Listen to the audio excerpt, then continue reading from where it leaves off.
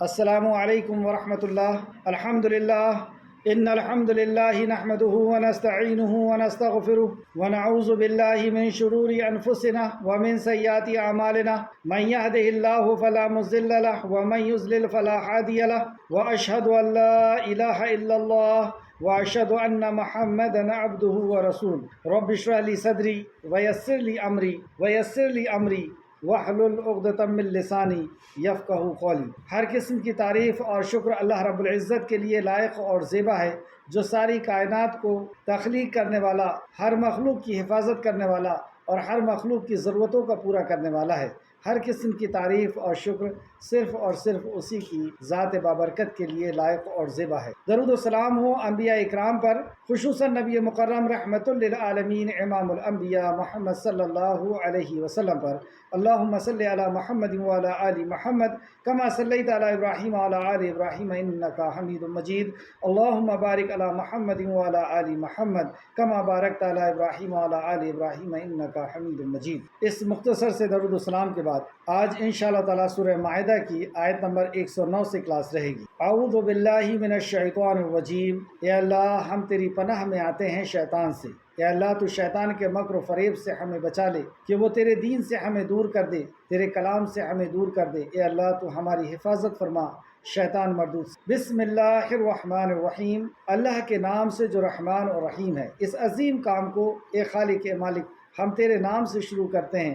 اے اللہ، تو اس کلام کی عظمت ہمارے دلوں میں بٹھا دے، اس کلام پر ہمیں غور و فکر کرنے کی توفیق عطا فرما دے، اس کلام پر ہمیں ایمان لانے اور اخلاص کے ساتھ عمل کرنے کی اور لوگوں تک پہنچانے کی توفیق عطا فرما دے۔ اے اللہ، تو رحمان ہے، ہم پر رحم فرما۔ اے اللہ، تو رحیم ہے، ہم پر رحم فرما۔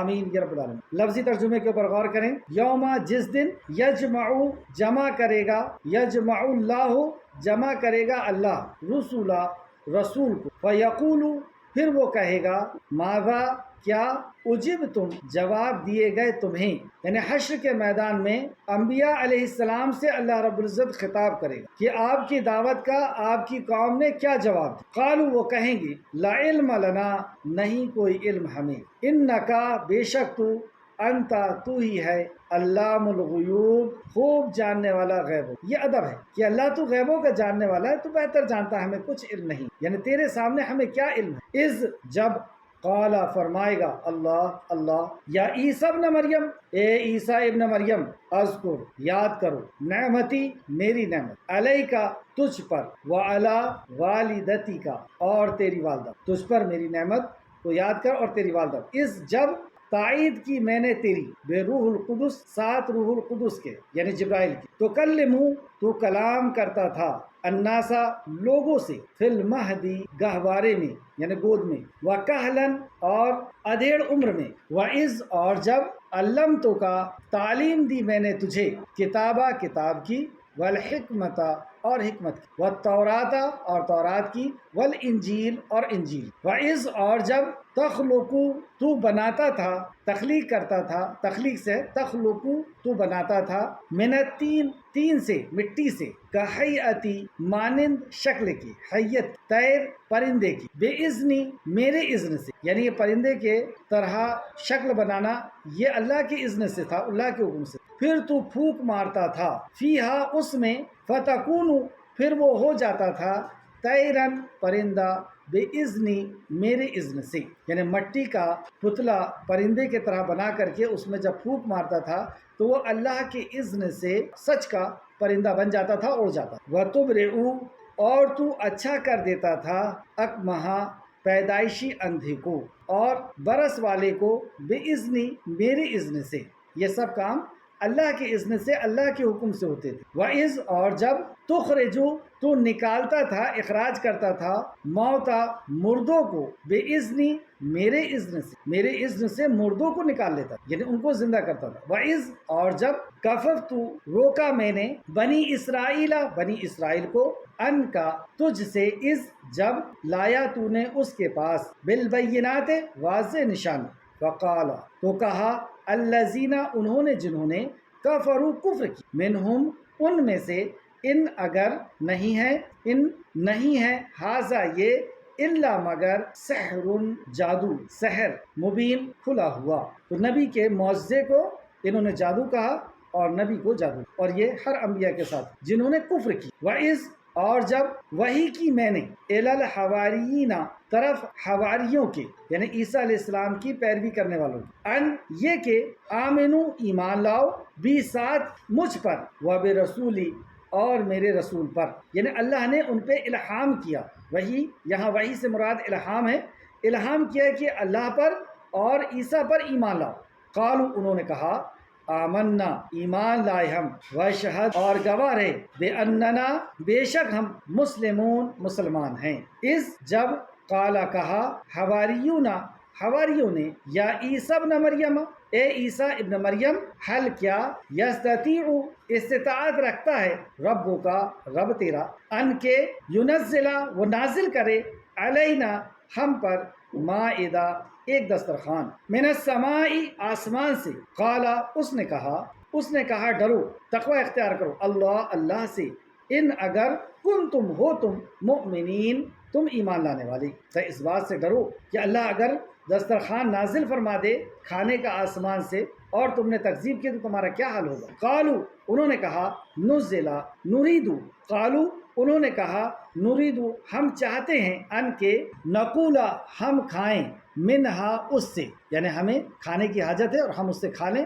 اور مطمئن ہو جائے قلوبنا دل ہمارا، یعنی آسمان سے ہم دسترخوان اترتا ہوا دیکھیں تو ہمارا دل مطمئن ہو جائے گا کہ واقعی آپ اللہ کے رسول، ونعلم اور ہم جان لیں، ان کے قد تحقیق سچ کہا تو نے ہم سے، صدقتنا سچ کہا تو نے ہم سے، ونکونا اور ہم ہو جائیں علیہ اس پر من الشاہدین گواہوں میں سے، اور ہم کانفیڈنس کے ساتھ گواہی دینے والے ہو جائیں۔ قالا کہا عیسیٰ بن مریم، عیسیٰ بن مریم نے، اللہم اے اللہ، ربنا اے ہمارے پروردگار، اے ہمارے رب، انزل اتار دے نازل کر دے، علینا ہم پر، مائدتا ایک دسترخوان، مائدہ اسی سے سورہ مائدہ ہے کہ وہ دسترخوان جو طعام سے بھرا ہوا ہو اسے مائدہ کہتے، تو مائدہ ایک دسترخوان، من السماء آسمان سے، تکون وہ ہو جائیں لنا ہمارے لیے، عید واسطے ہمارے پہلوں کے،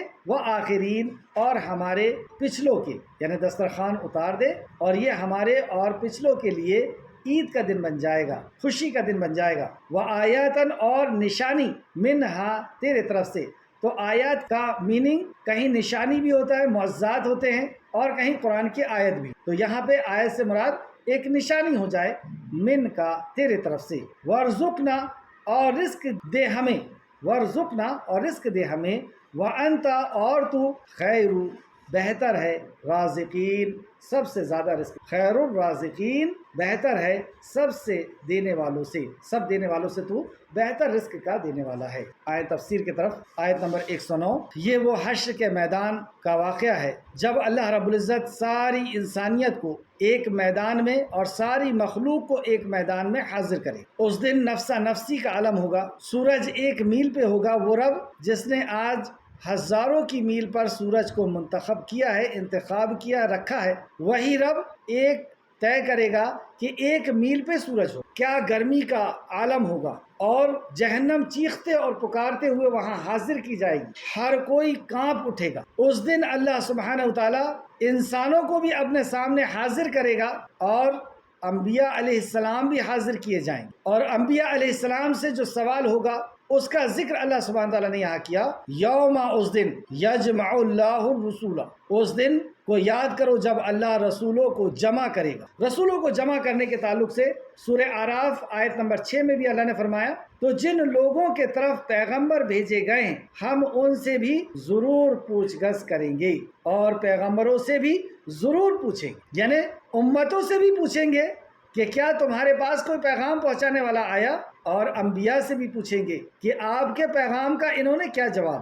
اسی طرح سورہ ہجر آیت نمبر 92 اور 93، 92 93، آپ کے پروردگار کے قسم، اللہ رب العزت نے یہاں پہ اپنی ذات کی قسم کھا کے فرمایا آپ کے پروردگار کی قسم ہم ان تمام سے ضرور پوچھ گچھ کریں گے ان کاموں کی جو وہ کیا کرتے تھے۔ ہر انسان سے اللہ سبحانہ تعالیٰ پوچھے گا، اس کاموں کی سزا پوچھے گا جو وہ کیا کرتے تھے۔ اس میں کچھ لوگ جو بہت کم تعداد میں ہیں 70,000 اور 100 کے نیچے پھر 70,000، یہی ہیں جن سے حساب و کتاب نہیں ہوگا اور وہ سیدھے جنت کی طرف داخل کیے جائیں گے، یہ جو توحید کے اعلیٰ معیار پر ہوں گے، ورنہ اللہ رب العزت ہر کسی سے سوال کرے گا، ایک ایک شخص سے سوال کرے گا۔ تو اللہ نے فرمایا سورہ ہجر آیت نمبر 92-93 میں، آپ کے پروردگار کی قسم ہم ان تمام سے ضرور پوچھ گچھ کریں گے ان کاموں کی جو وہ کیا کرتے تھے۔ جو دنیا میں ہم کر رہے ہیں، ہم بچنے والے نہیں ہیں، ہم سب سے سوال کیا جانے والا۔ اور اللہ سبحانہ تعالیٰ نے اپنی ذات کی قسم کھا کر کے ہمیں یقین۔ اور اللہ رب العزت آگے فرماتا ہے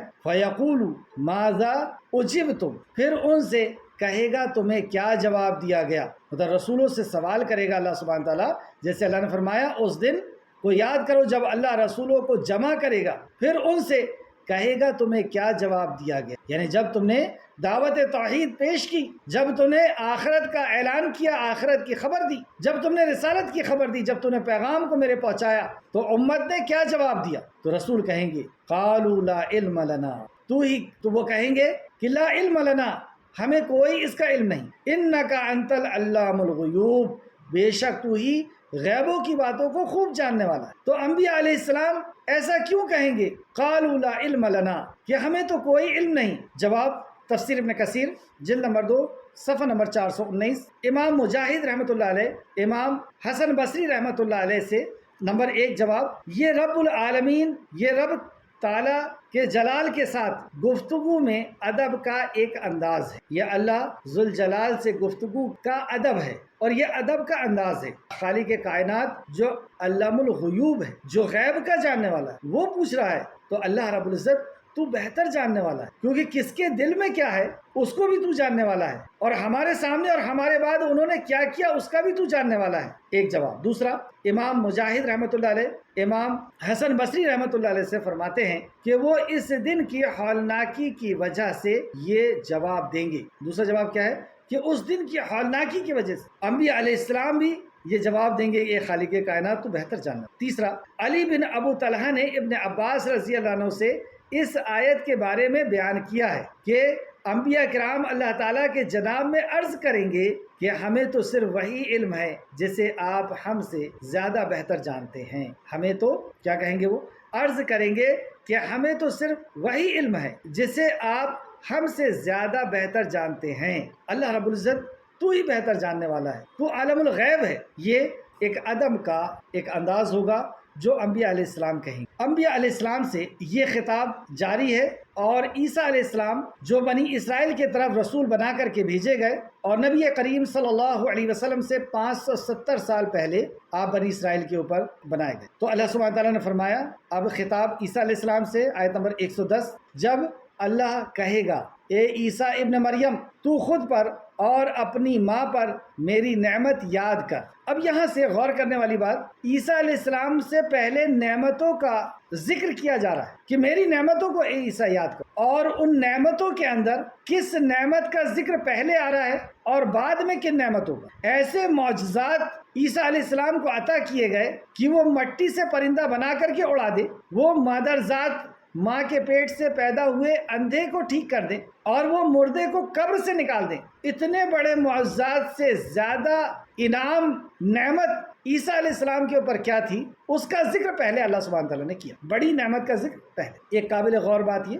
اور دوسرا، اللہ رب العزت پہلے نعمتوں کو یاد دلائے گا اور اس کے بعد پھر عیسیٰ علیہ السلام سے سوال ہوگا کہ کیا تم نے یہ کہا تھا کہ اللہ کے علاوہ تمہاری عبادت کی جائے؟ اللہ اکبر، انداز دیکھیں۔ ایک حدیث میں آتا ہے کہ نبی کریم صلی اللہ علیہ وسلم نے فرمایا، اللہ رب العزت اللہ اور اپنے بندے کے بیچ میں ایک پردہ حائل کرے گا، اور اللہ رب العزت اس سے پوچھے گا، اپنی نعمتوں کا اسے یاد دلائے گا کہ کیا یہ نعمت میری تیرے طرف تھی، کیا یہ میں نے نعمت دیا تھا؟ اور بندہ سب اعتراف کرتا چلا جائے گا، اے اللہ ہاں یہ نعمت بھی تو نے عطا کی، ہاں اللہ تو نے یہ نعمت بھی عطا کی، اسی طریقے سے یہاں پر بھی اللہ سبحانہ تعالیٰ نے عیسیٰ علیہ السلام کی نعمتوں کا ذکر کرا اور فرمایا جب میں نے تجھے روح القدس یعنی جبرائیل کے ساتھ قوت دی تھی. جبرائیل علیہ السلام کے ذریعے سے اللہ رب العزت نے قوت دی. عیسیٰ علیہ السلام کے تعلق سب جانتے ہیں کہ ایک معجزاتاً طور پر اللہ رب العزت نے عیسیٰ علیہ السلام کو پیدا کیا.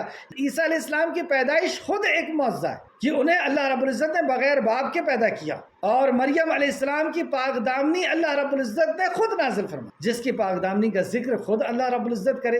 اللہ اکبر. تو عیسیٰ علیہ السلام اللہ رب العزت نے معجزے کے طور پر انہیں پیدا کیا اور روح القدس کے ذریعے سے اللہ رب العزت نے اس روح کو یعنی عیسیٰ علیہ السلام کی روح کو ماں مریم علیہ السلام کے اوپر پھونکی. اللہ آگے فرماتا ہے تو ماں کی گود میں اور پختہ عمر میں لوگوں سے کلام کرتا تھا. یہ نعمت اللہ رب العزت کہ تو ماں کی گود میں بھی تو نے اللہ کی وحدانیت کا ذکر کیا اور اپنی ماں کی پاک دامنی کا, اور ادھیڑ عمر میں بھی یعنی بڑی عمر میں بھی تو نے توحید اور رسالت کے پیغام کو لوگوں تک پہنچایا. یہ نعمت اللہ رب العزت عیسیٰ علیہ السلام کی ذکر کر. اور جب میں نے تجھے کتاب و حکمت اور تورات اور انجیل کی تعلیم دی. اب یہ دوسری اس کے بعد کی نعمت. اور جب میں نے تجھے کتاب و حکمت اور تورات و انجیل کی تعلیم دی. یہ علم کی دولت اللہ رب العزت نے تجھے نوازا.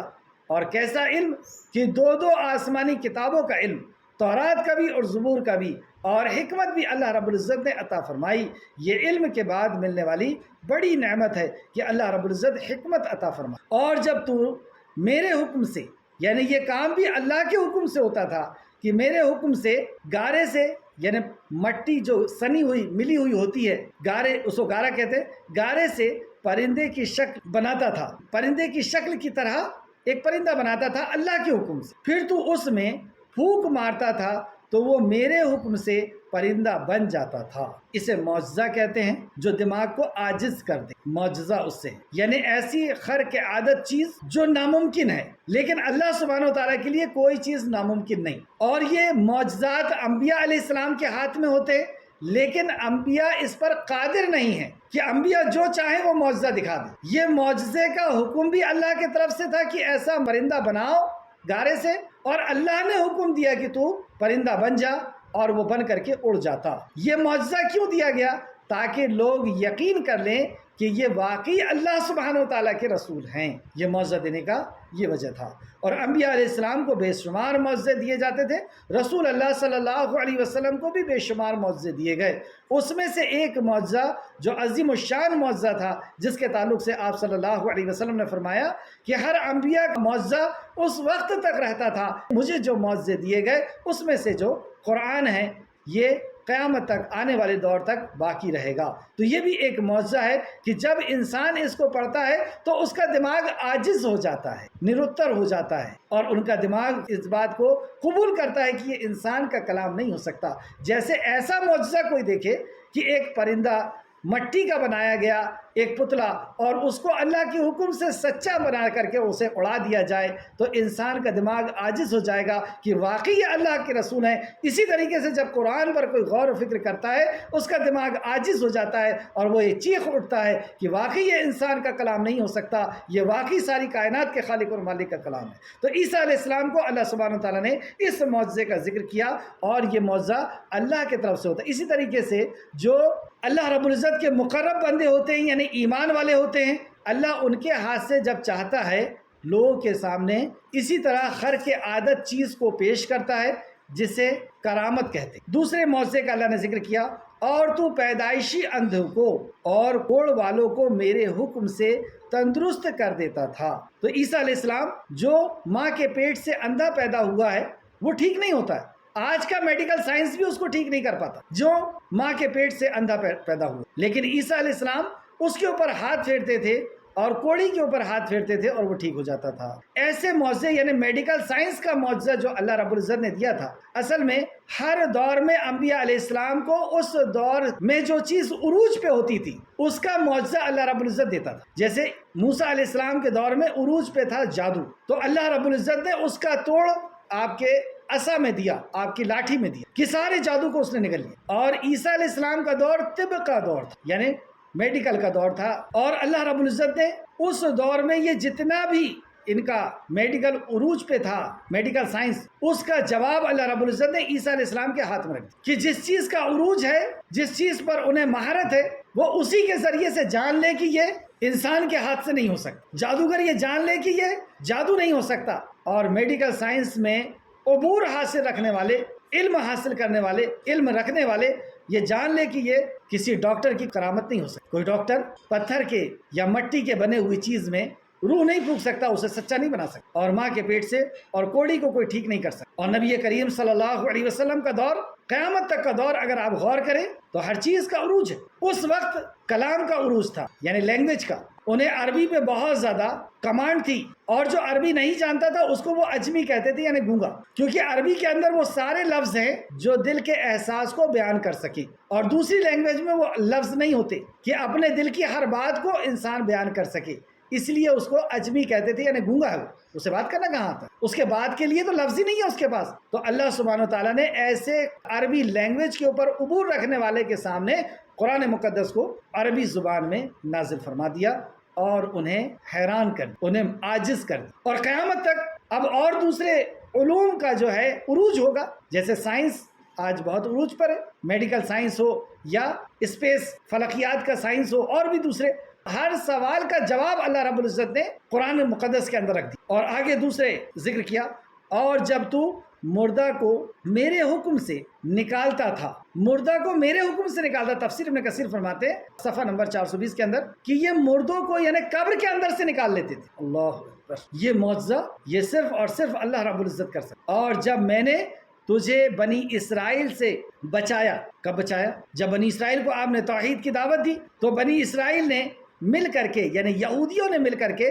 سازش کی اور عیسیٰ علیہ السلام کو قتل کر دینے کا منصوبہ بنایا، اور اس ناپاک منصوبے کے لیے عیسیٰ علیہ السلام کو گھیر لی، اور اللہ رب العزت نے انہیں سیدھا آسمان پر زندہ اٹھا لیا۔ پھر اللہ فرماتا ہے، اور جب میں نے تجھے بنی اسرائیل سے بچایا جب تو ان کے پاس واضح نشانیوں کے ساتھ آیا، یعنی معجزے کو لے کر کے آئے، اور معجزہ کیوں دکھائے؟ تاکہ تم توحید پر ایمان لے آؤ، تم رسالت کو قبول کر لو، تم آخرت پر یقین کر لو۔ تو جب یہ دعوت پیش کی گئی تو انہوں نے ظلم کیا اور انہوں نے عیسیٰ علیہ السلام کو قتل کرنے کی سازش کی، لیکن اللہ سبحانہ وتعالیٰ نے انہیں بچا لیا۔ اور ہر دور میں اللہ رب العزت اس توحید کے علمبردار کو یا پیغام پہنچانے والے کو اللہ سبحانہ وتعالیٰ اس طرح بچاتا ہے۔ اور جب میں نے تجھے بنی اسرائیل سے بچایا جب تو ان کے پاس واضح نشانیوں کے ساتھ، تب ان لوگوں میں سے جنہوں نے کفر کیا۔ اب دیکھیں اتنے بڑے بڑے معجزے کہ جس دن آپ کی ولادت ہوئی اسی دن آپ بات کر رہے ہیں ماں کی گود میں، اتنا بڑا معجزہ، اور اس کے بعد توحید کی گواہی بھی دے رہے ہیں۔ کیا یہودی یہ نہیں جانتے تھے؟ توحید اور رسالت کو نہیں جانتے تھے؟ اور پھر کیا انہوں نے مریم علیہ السلام کے کیریکٹر کو نہیں دیکھا؟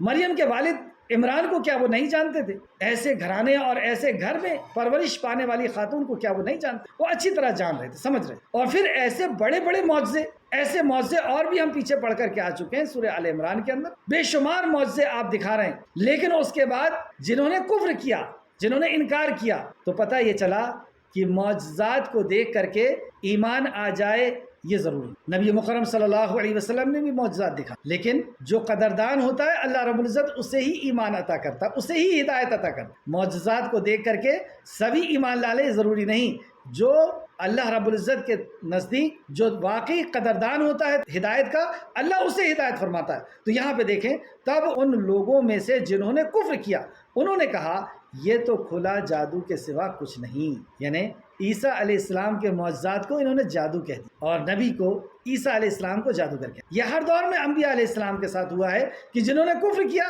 انہوں نے انبیاء علیہ السلام کو اور انبیاء علیہ السلام کے تعلیمات کو یا معجزات کو اسی طریقے سے جھٹلا دیا۔ اور جب میں نے احواریوں کو الہام کیا، یعنی وحی کی، احواری جو عیسیٰ علیہ السلام کے اوپر ایمان لائے، جو عیسیٰ علیہ السلام کا ساتھی بنے، جیسے صحابی کہتے ہیں نبی کریم صلی اللہ علیہ وسلم کے ساتھیوں کو، اس طریقے سے عیسیٰ علیہ السلام پر جو ایمان لاتے تھے ان کو احواری کہا۔ تو احواری پر وحی کی، یہ کون سی وحی ہے؟ وحی تو انبیاء علیہ السلام پر ہوتی ہے۔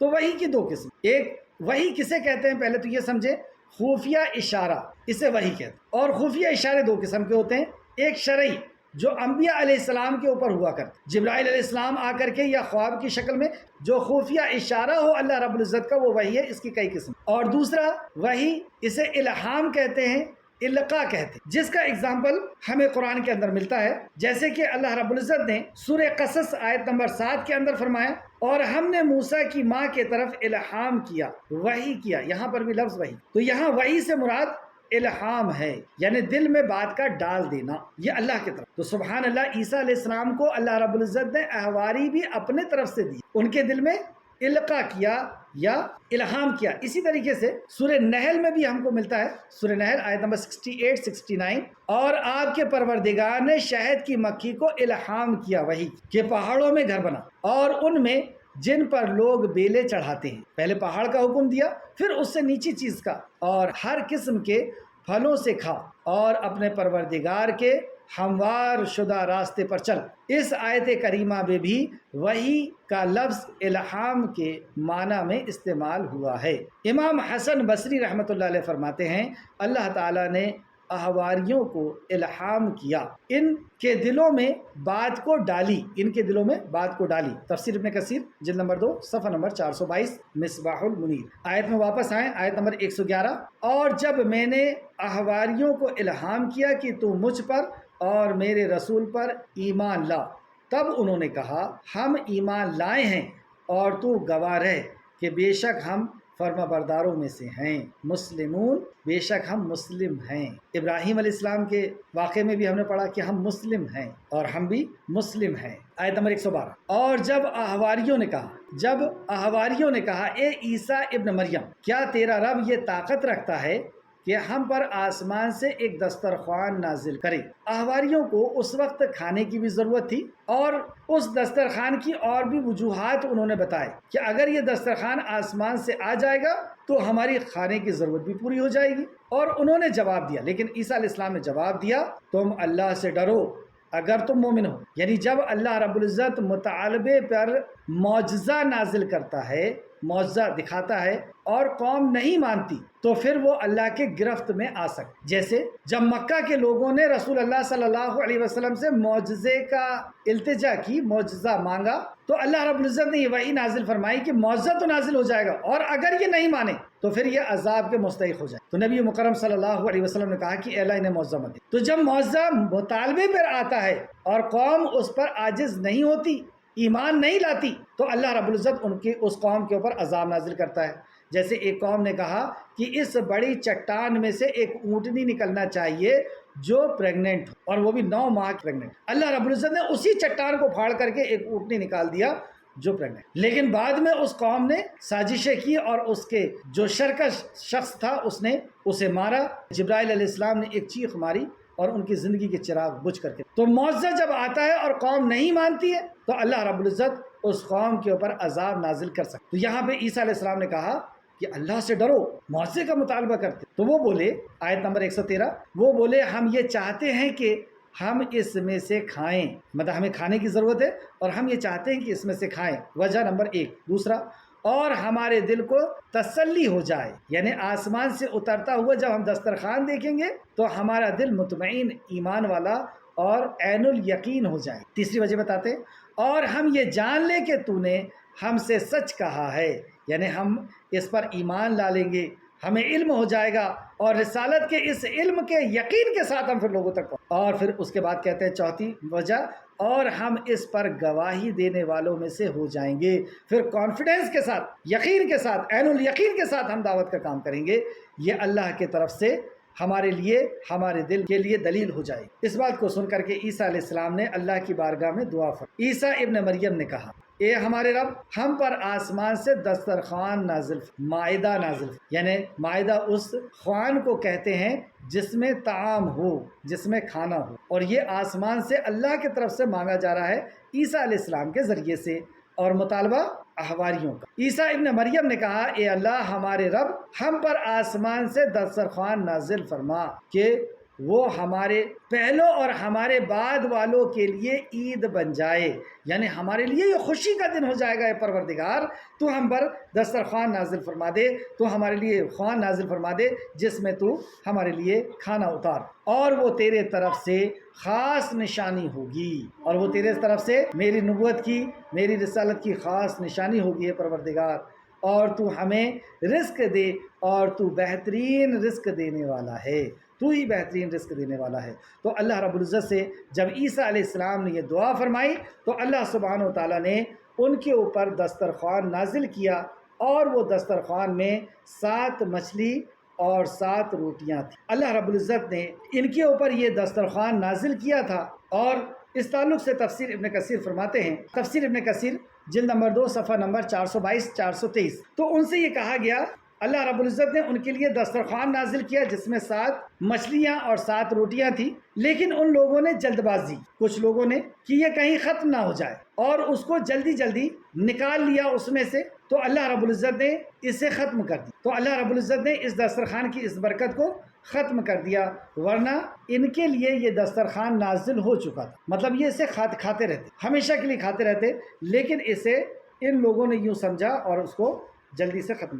تفسیر انشاءاللہ تعالی ہم آگے پڑھیں گے۔ تو اللہ رب العزت سے دعا کی عیسیٰ علیہ السلام نے، اور اللہ رب العزت نے دسترخوان نازل کیا جس کے نام سے یہ صورت بھی ہے۔ اللہ نے فرمایا بے شک میں وہ دسترخوان تم پر نازل کروں گا، پھر اس کے بعد تم میں سے جو شخص کفر کرے گا، مطلب اس کے بعد بھی اگر اللہ کی وحدانیت پر کفر کیا کسی نے، عیسیٰ کی رسالت پر کفر کیا کسی، آخرت کے اوپر کفر کیا کسی نے، ایسے معجزے کو دیکھ لینے کے بعد بھی، تو اللہ سبحانہ تعالیٰ نے فرمایا بے شک میں وہ دسترخوان تم پر نازل کروں گا، پھر اس کے بعد تم میں سے جو شخص کفر کرے گا تو میں یقیناً اسے ایسا عذاب دوں گا کہ ویسا عذاب دنیا میں کسی اور کو نہیں دوں گا، ایسا سخت عذاب میں نازل کروں گا کہ ایسا عذاب میں دنیا میں ایسے عذاب کے تعلق سے ایک آیت اور دیکھتے ہیں جو سورہ مومنون آیت نمبر 64، سورہ مومنون آیت نمبر 64، اور جس روز قیامت برپا ہوگی حکم ہوگا کہ آل فرعون کو سخت ترین عذاب میں داخل۔ آل فرعون کو کیوں؟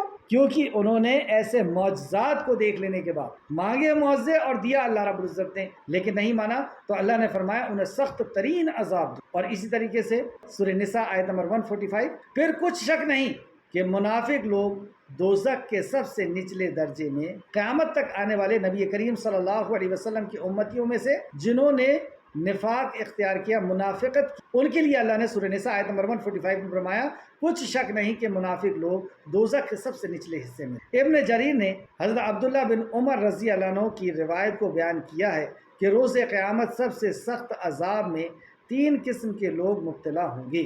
منافقین، پہلا منافقین، کیونکہ منافقین کہاں ہوں گے؟ جہنم کے سب سے نچلے حصے اور سب سے اونچا حصہ، اور حصہ بھی نہیں، جہنم کی ایک آگ کا انگارہ ابو طالب کے پیر کے نیچے رکھا جائے تو ان کا سر ایسا ابلے گا، ایسا کھولے گا جیسے پانی چولہے کے اوپر کھولتا۔ یہ منافق نچلے حصے میں رہیں گے اور کافر کے اوپر رہیں گے۔ اصحاب مائدہ میں سے کفر کرنے والے، یعنی اصحاب ساتھی مائدہ کے، یعنی جو آسمان سے دسترخوان نازل ہوا اس کے اوپر جنہوں نے کفر کیا، اس کا بھی انکار کر دیا، کیا کہہ کر کے یہ تو جادوگر ہے، جادو، تو ایسے شخص کو اللہ رب العزت سخت عذاب دے گا۔ اور تیسرا فرعون کے ساتھیوں کو، فرعون کے تفسیر ابن کثیر صفحہ نمبر 423، اور انہوں نے تفسیر طبری کے حوالے سے روایت کیا ہے، تفسیر الطبری جلد نمبر 7 صفحہ نمبر 182۔ دعا کریں کہ وہ آسمان سے ہم پر دسترخوان نازل کرے، تو فرشتے اس خوان کو اٹھا کر نازل ہوئے، اس میں 7 مچھلیاں اور 7 روٹیاں تھیں۔ فرشتوں نے اس کھانے کو لا کر ان کے سامنے رکھ دیا تو ان سب لوگوں نے اسے کھایا۔ تفسیر الطبری، تفسیر ابن ابو حاتم جلد نمبر 4 صفحہ نمبر 1246 1246۔ ابن جریر نے اسحاق بن عبداللہ کی روایت کو بیان کیا ہے کہ جب یہ دسترخوان نازل ہوا اور وہ لوگ کھانے لگے، اور حکم تھا کہ جس طرح چاہو اسے کھاؤ، یہ کبھی ختم نہ ہوگا، مگر ان میں سے بعض لوگوں نے اس خوان سے اس میں سے کھانا چوری کر لیا کہ شاید کل یہ کھانا نازل نہ ہو، تو اس کے بعد اس خوان کو اٹھا لیا گیا۔ تفسیر الطبری جلد نمبر 7 صفحہ نمبر 179 179، اور تفسیر ابن کثیر مصباح المنیر جلد نمبر 2 صفحہ نمبر 423۔ تو یہ دسترخوان ان کے اوپر نازل کی۔ آخر 3 آیتیں بچی ہیں، اس کو بھی سماعت فرمائیں، اور یہاں پر سورہ مائدہ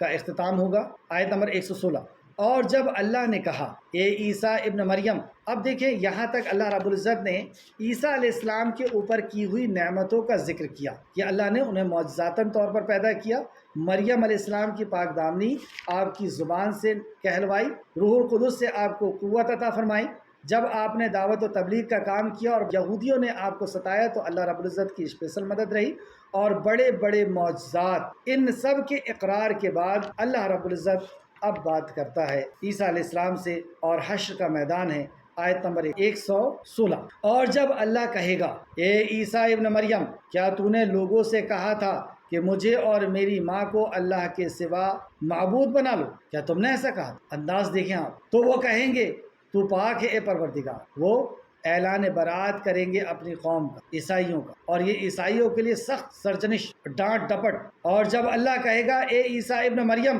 کیا تو نے لوگوں سے کہا تھا کہ مجھے اور میری ماں کو اللہ کے سوا معبود بنا لو؟ یعنی عیسائی بھی ہیں سارے وہاں موجود، تو کیا تم نے عیسیٰ علیہ السلام کی بات کو مانا تھا؟ کیا عیسیٰ علیہ السلام نے ایسا کہا تھا؟ تو عیسیٰ علیہ السلام ان عیسائیوں کی برات کا اعلان کر رہے ہیں، تو وہ کہیں گے تو پاک ہے اے پروردگار۔ پاک ہے یعنی یہ عیب ہے کہ اللہ کے علاوہ کسی اور کو پکارا جائے۔ جب بندہ اللہ کو چھوڑ کر کے کسی اور کو اپنا حاجت روا اور مشکل کشا بناتا ہے، اس کا مطلب یہ ہے کہ اللہ، یعنی اللہ کو چھوڑ کر کسی اور سے اولاد مانگ رہا ہے، مطلب یہ ہوا کہ اللہ اولاد نہیں دے سکتا۔ کسی اور سے رزق مانگ رہا ہے، مطلب یہ ہے کہ اللہ رزق نہیں دیتا۔ کسی اور سے وہ اپنی ضرورتوں کو پوری کرانا چاہتا ہے، یعنی اللہ ضرورت پوری نہیں، یہ عیب لگانا ہے اللہ کی ذات پر۔ اس لیے بندہ رکوع اور سجدے میں کہتا ہے سبحان ربی العظیم، سبحان ربی الاعلیٰ، اے اللہ تو پاک ہے اس عیب سے کہ تیرے علاوہ کسی اور سے مانگا جائے، تو ہی ہر چیز کو، ہر مراد کو سننے والا، اور صرف تو ہی تو سننے والا۔ عیسیٰ علیہ السلام کہیں گے اے اللہ تو پاک ہے اس عیب سے، میرے لیے جائز نہیں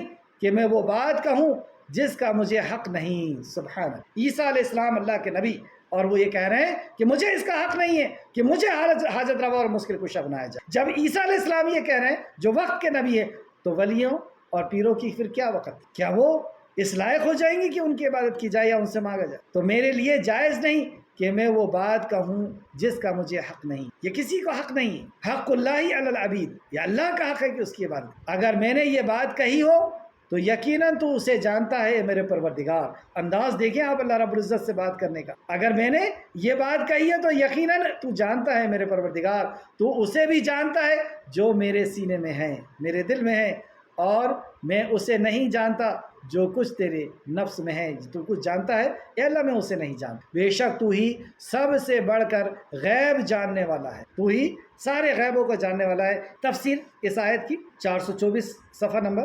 حضرت مسیح علیہ السلام کا شرک سے اظہار برات اور توحید کا اقرار۔ عیسیٰ علیہ السلام نے توحید کا، ابو ہریرہ رضی اللہ عنہ سے روایت کیا ہے کہ نبی کریم صلی اللہ علیہ وسلم نے فرمایا اللہ تعالیٰ حضرت عیسیٰ علیہ السلام کو اس سوال کا یہ جواب بھی سکھائے گا، یعنی یہ جواب جو آپ نے دیا نا، یہ اللہ رب العزت انہیں سکھائے گا کہ تم ایسا جواب۔ سبحان اللہ۔ تفسیر ابو حاتم کے حوالے سے تفسیر ابن کثیر نے روایت کیا، تفسیر ابن ابو حاتم جلد نمبر 4 صفحہ نمبر 1253۔ تو آپ یہ جواب دیں گے، جواب پھر سماعت فرمائیں، جب اللہ کہے گا اے عیسیٰ ابن مریم، کیا تو نے لوگوں سے کہا تھا کہ مجھے اور میری ماں کو اللہ کے سوا معبود بنا لو؟ تو وہ کہیں گے تو پاک ہے اے پروردگار، میرے لیے جائز نہیں کہ میں وہ بات کہوں جس کا مجھے حق ہی نہیں۔ اگر میں نے یہ بات کہی ہے تو یقیناً تو اسے جانتا ہے اے رب، تو اسے بھی جانتا ہے جو میرے سینے میں ہے، میرے دل میں ہے، اور میں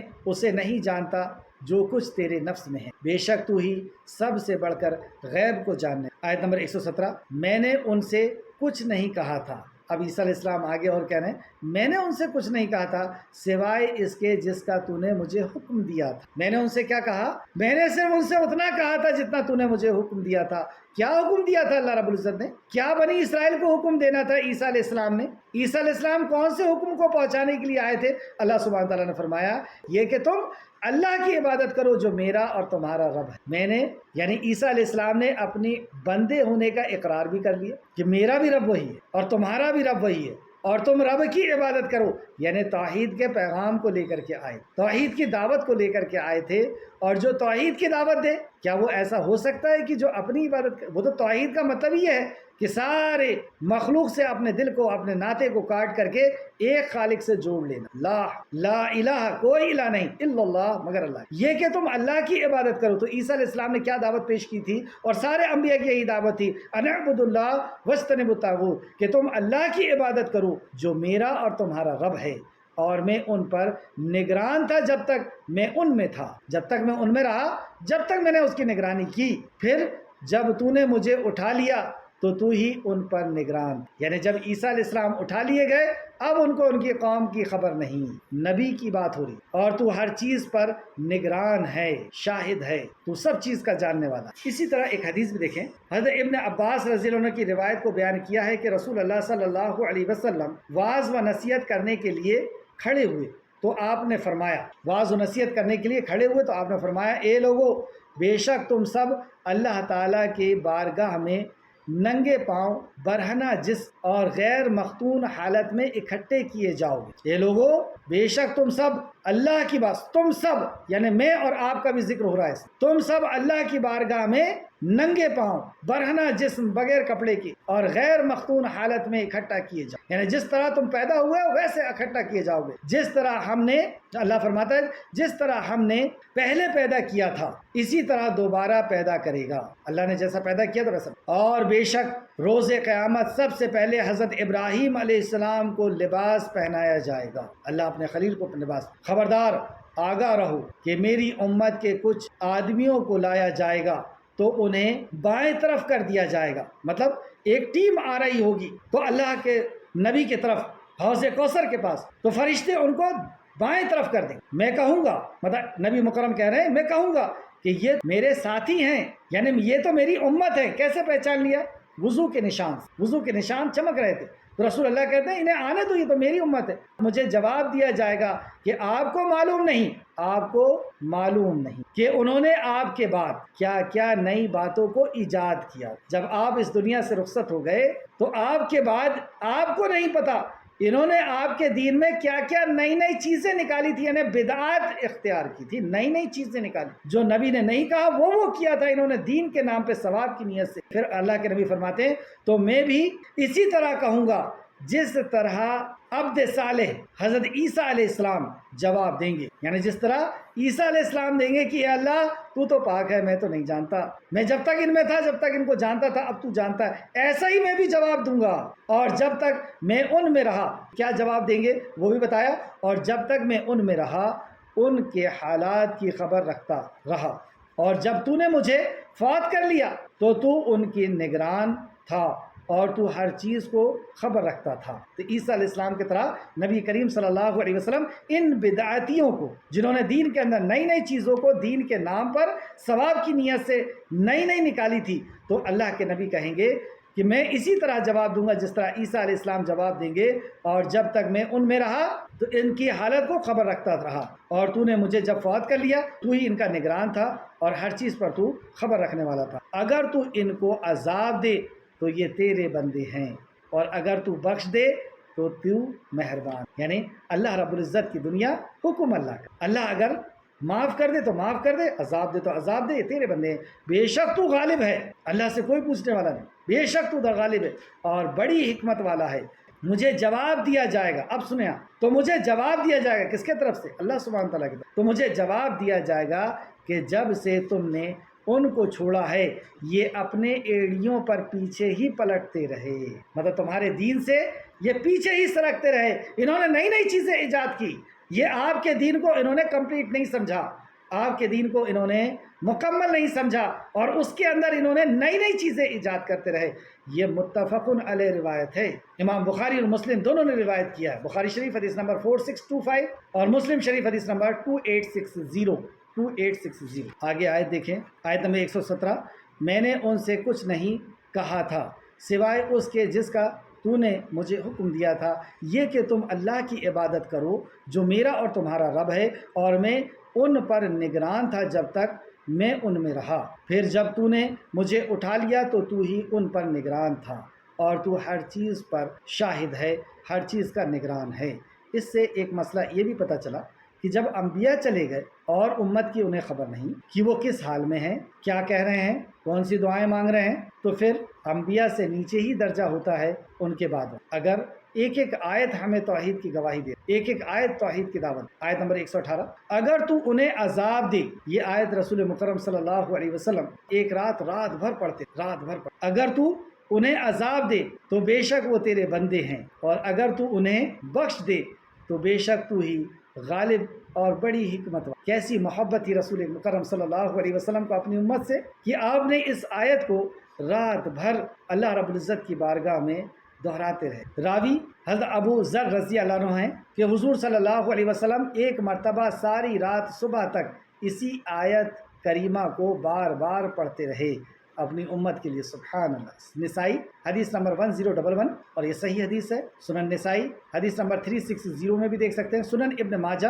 حدیث نمبر 1350۔ آخری دو آیتیں۔ اللہ فرمائے گا یہ ایسا دن ہے کہ سچوں کو ان کا سچ نفع دے گا، سچوں کو ان کا سچ نفع دے گا۔ غور کریں گے اس آیت کے اوپر۔